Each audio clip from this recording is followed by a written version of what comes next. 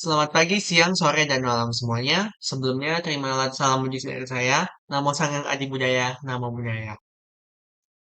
Baik, perkenalkan nama saya Jeffrey Tanaldo dengan NIM 2310010032 dari Fakultas Kesehatan Masyarakat Prodi Gizi. Di sini saya akan memaparkan materi tentang moralitas.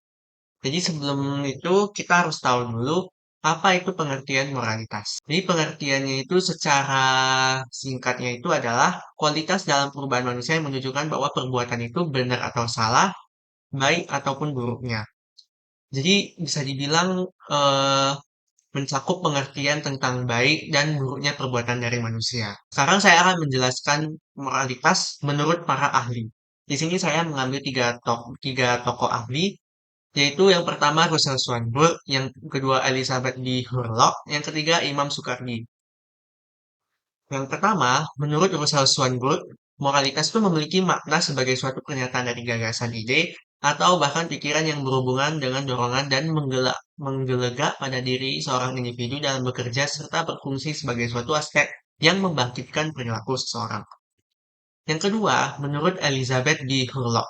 Jadi menurut dia, moralitas itu merupakan suatu tatanan kebiasaan, kebudayaan, serta adat istiadat yang berlaku dari suatu peraturan yang memiliki orientasi pada perilaku yang telah menjadi suatu kebiasaan bagi masyarakat dalam makna kebudayaan. Yang ketiga, menurut Imam Sukardi. Menurut beliau, moralitas itu merupakan karakteristik yang melekat pada sesuatu yang mengandung nilai kebaikan yang dijunjung tinggi dalam masyarakat berdasarkan pada sistem nilai yang diterapkan secara bersama-sama. Nah, kita udah tahu nih pengertian moralitas itu apa. Sekarang kita masuk ke jenis-jenis moralitas. Ada 5 jenis moralitas. Yang pertama itu moralitas konvensional. Jadi moralitas konvensional itu adalah sistem nilai dan norma yang diterima oleh suatu kelompok sosial atau masyarakat yang mengatur tingkah laku individu-individu dalam kelompok tersebut. Moralitas ini tuh biasanya diterima secara luas oleh masyarakat dan dianggap sebagai norma yang harus dipatuhi oleh setiap anggota kelompok. Yang kedua ada moralitas hukum. Moralitas hukum adalah prinsip-prinsip etika yang diakui oleh sistem hukum yang dijadikan dasar untuk mengatur tindakan manusia di masyarakat. Jadi prinsip ini tuh menekankan pada hak asasi manusia, keadilan, dan juga kepatutan. Moralitas hukum juga merupakan bagian dari sistem hukum yang membantu menentukan apakah suatu tindakan tersebut itu merupakan tindakan yang benar ataupun salah secara moral. Yang ketiga, moralitas religius. Moralitas religius itu adalah sistem moral yang didasarkan pada ajaran agama tertentu. Jadi banyak sekali agama yang mengajarkan prinsip-prinsip moralitas yang dianggap itu penting untuk kehidupan seseorang tersebut. Misalnya, kebanyakan agama mengajarkan itu konsep kebenaran, keadilan, kebaikan, dan kejahatan.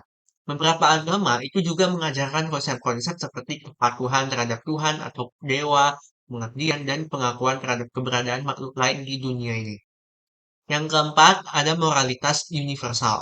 Jadi moralitas universal ini tuh prinsip-prinsip moral yang dianggap berlaku untuk semua orang di semua tempat dan dalam semua waktu. Jadi maknanya tuh luas banget gitu untuk moralitas universal ini. Jadi prinsip-prinsip ini tuh biasanya dianggap sebagai standar universal yang dapat diterima oleh semua orang di dunia dan dapat digunakan sebagai acuan untuk membentuk keputusan moral.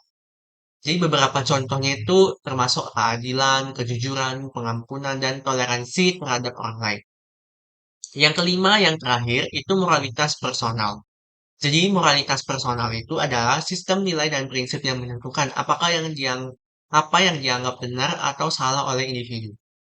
Jadi moralitas ini tuh merupakan bagian dari kepribadian seseorang dan dapat berubah-ubah seiring dengan pengalaman hidup dan pertumbuhan pribadi. Moralitas personal ini seringkali dipengaruhi oleh faktor-faktor seperti agama, keluarga, budaya, dan pengalaman hidup. Setelah kita sudah tahu jenisnya, sekarang kita akan kaitkan moralitas tersebut dengan pandangan agama Buddha. Jadi moralitas di agama Buddha itu dikenal sebagai sila atau biasanya disebut dengan disiplin latihan kemoralan. Sila itu bukan peraturan larangan, tetapi suatu ajaran normal yang mengajarkan umat Buddha agar untuk bertanggung jawab penuh pada setiap perilakunya, baik dalam pikiran, ucapan, maupun jasmani. Nah, bagi umat Buddha, dasar pelaksanaan moralitas itu adalah melatih yang namanya Pancasila atau 5 pelatihan sila. Nah, Pancasila ini tuh sebagai dasar moralitas umat Buddha menjadi landasan hidup umat Buddha agar memiliki moral yang baik. Nah, tujuan dari pelaksanaan Pancasila itu untuk melatih kesadaran dan kewaspadaan kita terhadap segala hal yang dapat memperlemah pengendalian diri kita. Jadi jika kita mempraktikkan Pancasila secara konsisten, secara tekun, maka akan dapat meningkatkan pengendalian diri yang bagus.